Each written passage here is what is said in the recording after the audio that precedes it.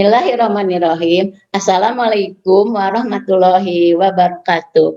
Wilujeng enjing sampurasun kumaha darama kelas 1 nepangkeun nami Ibu Mimin. Ibu ngaulang di kelas 1A.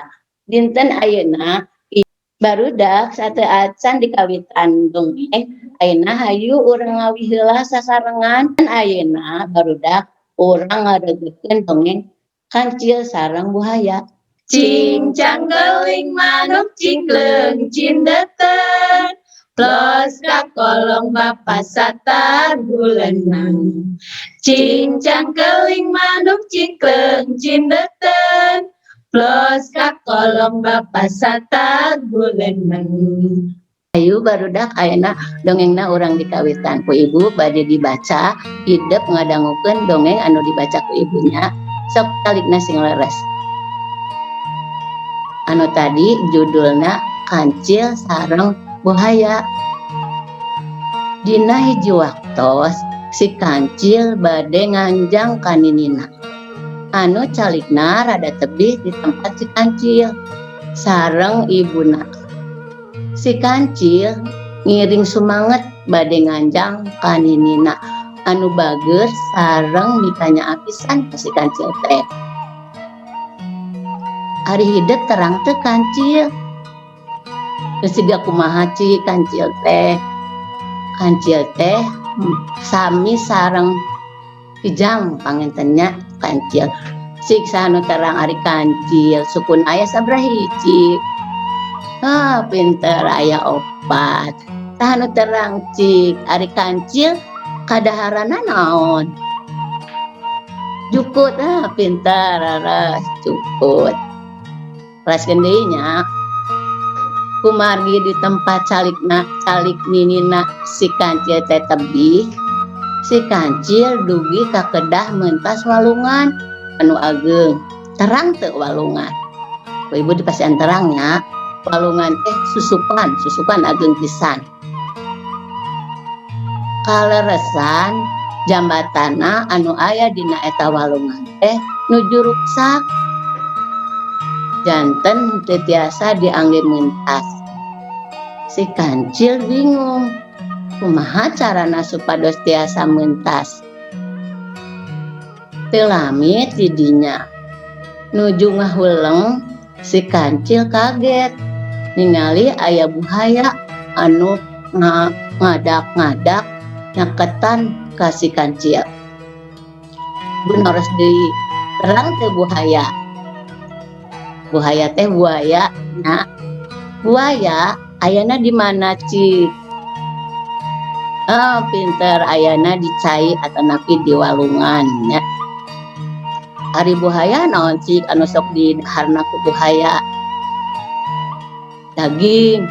Nah, hayam oge nya. Sos ninggal buaya terang buaya. Pinter. Sok teraskeun deui. Yuk urang teraskeun deui nya. Tah ieu aya hakaneun urang. Maneh Kancil saur buaya eta teh nya. Saur buaya ka si Kancil. Ait keheula ulah waka buru-buru. Saur si Kancil nembalan ka si buaya. Nah, make ulah buru-buru Kancil. Saur si buaya. Kieu aduh eta anjeun teh boga kulit anu alus kitu nya. Saur si Kancil ka si buaya. Naon maneh make muji-muji kitu ka kuring? Saur si buaya api-api. Api-api ngambek ka si Kancil. Padahal mah si buaya teh atoh dipuji. Kekeke naha geuning dulur maneh teh loba teuing. Kekeke naha geuning dulur maneh teh loba jeung aralus deui kulitna. Cing aya sabaraha kabeh dulur maneh teh? Saur si Kancil ka si buaya. Teu nyaho, kuring mah acan pernah ngitung. Saur si buaya. Ulah kitu ari kadulur teh. Kudu diitung. Anjeun kudu nyaho aya sabaraha dulur anjeun teh. Saur si kancil ka si buhaya. Nah kumaha cara ngitungna? Saur si buhaya. Atuh eta mah gampil, sok gerak anjeun jeung dulur-dulur anjeun ngajajan ti mimiti sisi walungan ieu nepi ka sisi nu aya di pentasna. Engke ku kuring diitung, saur si kancil. Eta buhaya teh nurut bae ka si kancil. Si buhaya sareng wargi-wargina anu aya ngajajan. Saparantosna buhaya rapi ngajajah, teras si kancil nyarios. Tah geus siapnya, ayeuna kuring rek ngitung anjeun jeung dulur-dulur anjeun ku cara ku kuring dicingcakan hiji-hiji nepi ka anggeusna. Saur si kancil ka si buhaya. Si kancil ngetang buhaya anu aya bari ningcakan hiji-hiji buhaya nu aya di luhur cai etanya. Si buhaya teh seueur buhaya teh. Saparantosna si kancil ngetang buhaya nu aya hiji-hiji, si kancil horeng parantos meuntas eta tos dugi ka walungan seberang palih ditu. Nah, tuh geuning dulur anjeun teh aya 100 buhaya. Nuhunnya kuring geus dipentaskeun, saur si kancil bali unggal lumpat. Kancil ngetang buhaya nu aya hiji-hiji, si kancil horeng parantos meuntas eta walungan. Tuh geuning dulur anjeun teh aya 100. Nuhunnya kuring geus dipentaskeun, saur si kancil bari enggal lumpat.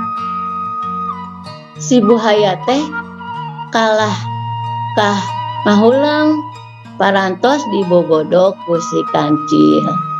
Nah, dongengna parantos beres, berarti tadi si buhaya teh dibohongan ku saha?